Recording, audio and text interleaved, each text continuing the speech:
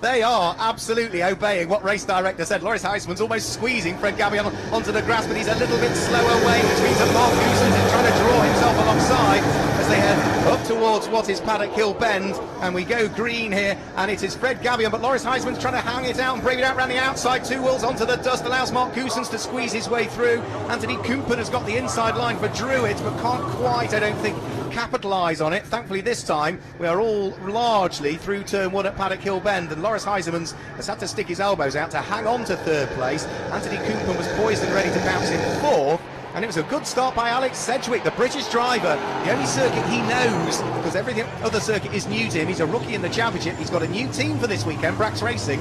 His car, number 90 there, is up into fifth place. A great drive from him so far. Yeah, it's a great start. Somebody went out over there. Yeah, we did. I think that was a Roman Iniesta possibly that went into the gravel, and it's number 77 that's gone in as well. Alexander Graf, that's such a shame for Memphis Racing.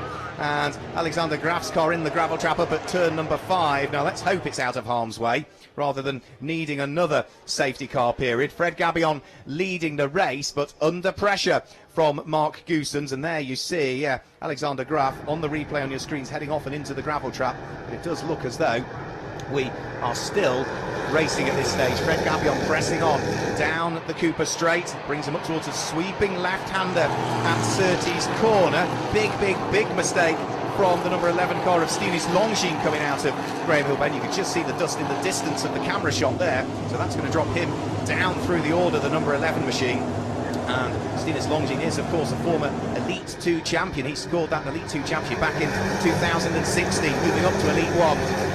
Over the start finish line now go. Lap number 20 completed. There is Stinis Longines looking to try and Passport Chevy as quick as he can out of turn number 3 up towards the sweeping left-hander Surtees corner, turn number 4, and then onto the brakes, try and break the car in a straight line, and a big mistake. That's Stinis Longines that's gone off at the bottom of the Cooper Straight. You could see him right in front of our camera position, all off and onto the grass, dropping bits of bodywork there as well. And when he's still rally crossing his way onto the grass, will rejoin, but we saw him run wide earlier on, and it just looked as though, I'm not sure whether there was contact or whether he dropped the wheels onto the grass there. Here's the replay.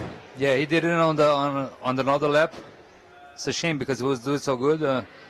Such a shame for Stinis Longines. He'll be hugely disappointed with that. Finished 5th in the championship last year, was the junior trophy champion last year, Stinis Longines, but that is going to drop the number 11 car. All of the hard work he'd done, 8 places he lost there. There was a little bit of contact, was there not? Yeah, there was a little bit of contact from the black car over there. Yeah, so I'm not quite sure where the contact came from. It may possibly have been car number 18. We'll see whether we can grab another replay potentially. So our race number of laps is still clicking up all of the time. This is lap number 24 that's about to be completed, and now it's 2 for the lead, and Loris Huisman is under enormous pressure now. Anthony Kumpen is right behind him as they go over the start finish line. Kumpen takes a slightly initially wider line in towards Paddock Hill Bend, but then he's conscious he has to defend from Alex Sedgwick that sits directly behind, and that's number 12 Francisco Cini now, who wants to try and join in as well at the wheel of the Solaris racing car, and he's trying to go all the way around the outside of Alex Sedgwick.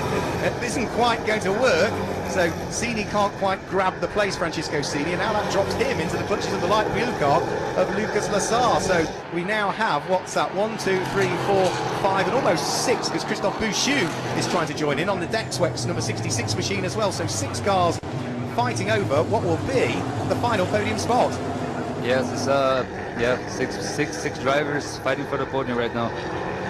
It's allowing the lead 2 to get away as well, so Fred Gabion and Mark Goosens, will be looking in their mirrors and waving goodbye to this crowd of cars as Kumpen gets another good run on Loris Huisman's, a wider line into Paddock Hill Bend, might allow him to cut back on the exit of the corner. He's trying to do it, but Loris Huisman parks the car on the apex of the corner, makes sure that he's clean off it, and that, I've got to say, was sensible driving from Loris Huisman's there. Yes, it was a really good defense over there, really good defense. Yeah, didn't do anything wrong, just didn't pick up the throttle as quickly as Anthony Kumpen would expect him to, because he needed to make sure he got cleanly off the corner, which stops the number 24 PK Car Sports car of Kumpen beginning to close in. Thankfully, Matthias Hauer is staying neatly out of the way at the wheel of the number 44 car as he gets placed another lap down by this 6-car train as it turns its way through turn number 5, which is Clearways Corner and Clark Curve, and up towards the start of another lap. 26 laps now completed by our race leaders onto lap number 27, and Anthony Kumpen is having another go this time. He's further alongside Loris Huysmans, and is Loris going to do the same as last time? This time Kumpen looks to try and gets the switch back on the corner.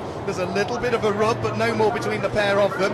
Alex Sedgwick is looking to try and join in, and he goes around the outside of Anthony Kumpen. The British driver, Alex Sedgwick, a rookie, a new team, can't quite make it stick. He now needs to try and defend from the orange car of Francesco Cini, who's up the inside, door handle to door handle. Sedgwick gives him enough room, but he's going to lose the place, and Kumpen now has got the inside line up towards Surtees and goes through into third position. Up the inside of Loris Huysmans goes Anthony Kumpen, and well, the double former champion, he'd been looking at trying to get through for a couple of laps, and he took the opportunity, Felipe, to squeeze his way through to take third place. Yes, he was trying on turn number 1, but Huysmans was defending really good, so he had to find another opportunity, and he did.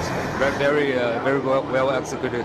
Yeah, a great run from Anthony Kumpen, sees him through and claiming the place. And well, for Anthony Kumpen, he'll be hugely pleased with that. But third is as good as it's going to get, because the leading pair have now built up almost a 5-minute advantage. Kumpen runs wide, though, up at Druids Corner just as he gains the place. Runs very wide indeed. Loris Huysmans will accept that. It was given to him on an absolute plate. He's up to third. Francesco Cini's up to fourth. Lucas Lasser is up into 5th place, but coming under pressure, and Kumpen. There's a little bit of contact between the two of them, and let's have a quick look now. It's still Lucas Lasser who hangs on to the place. Anthony Kumpen under pressure from the number 66 Dex Sweck supported car of former Le Mans 24-hour winner Christophe Bouchou, and Alex Sedgwick had dropped to the back of that little pack. You can see just how close it is. 28 laps now completed. They're on to lap number 29, and well, Kumpen losing 2 places over the course of that lap, and well, now he's got very little time, Felipe, to try and pick any more places up. Yeah, I think he has the best lap. I'm not sure for tomorrow, but it's really easy to make a mistake on this braking zone and go wide. Well, it looks like Bobby Lamonti is continuing to make progress as well. He's almost got himself inside the top 10. He's in 11th position at this stage. So here, up towards the end of the lap, Loris Huysmans still hanging on to third position, but under pressure from Francesco Cini. Solaris Motorsport, a new team to the championship. There's Alex Sedgwick putting number 66, which is Christophe Bouchou, under pressure. And as they come over the start-finish line, a leading pair already through onto the last lap of the race. Fred Gavin and Mark Goosens. It's the fight for the last of the podium places that we are watching, and with great intrigue as well, because there they all go up towards Paddock Hill Bend. Loris Huysmans, number 50, hanging on to the position at the wheel of his car, and as they now look towards Druids Corner, Francesco Cini tries around the outside. Lucas Lasser tries around the inside at the wheel of the light blue machine, side by side down in towards Graham Hill Bend. They're still side by side at Graham Hill Bend as well. Lasser is on the grass, which allows Anthony Kumpen to squeeze his way back through. So Loris Huysmans, I think, is going to come through and finish in third place here. The win is going to go the way of Fred Gabillon. He's going to claim his first win at Brands Hatch. He's had wins, he's had pole positions, but his first win at Brands Hatch in the UK comes here for the very likeable Frenchman. Win number 10 of his NASCAR Whelen Euro Series career. Mark Goosens finishes in 2nd position, and third,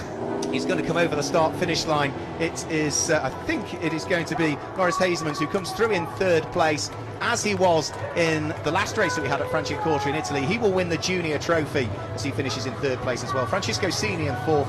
Number 24, Anthony Kumpen, in the Chevy there in 5th place, and 6th place is number 33, which is Lucas Lasser. And that's the first win for Freddie Gabillon since Zolder in Belgium